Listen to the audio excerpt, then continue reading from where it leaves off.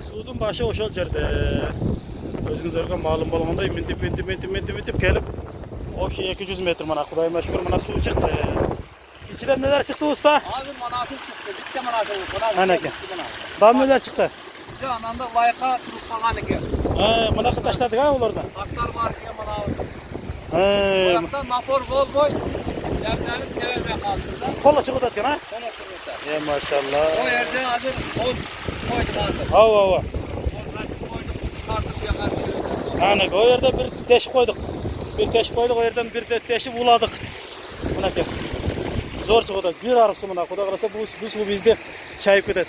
O ayağını koşuğa qarap atat, men barıp emin suudu qarayın.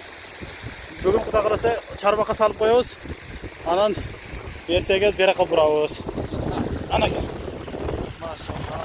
Kolumuza bereke. Mana şu amırsa biz namırsak buna ki. Zor oldu. Barakelli. Jigit havanın su boyunca bir 30 litre çıgat oңойлуу. 30 çıgat. 50 alabız biz. Buna sal kövrek bulata, jandurak bulat. 30 litre su. 30 litre su örükке çayıp ketedi. Ana ki. Bir dana su kengir. Buna zardalı. Buna ton atın da tuştağa. Mayalan deydi. O kabar var.